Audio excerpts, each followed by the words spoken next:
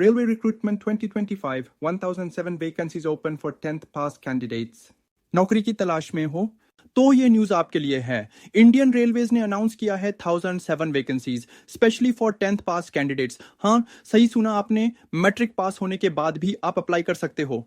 Job role different post निकले हैं group D level के अंडर, जैसे track maintainer, helper, assistant pointsman और कई और बेसिक टेक्निकल और नॉन टेक्निकल रोल्स।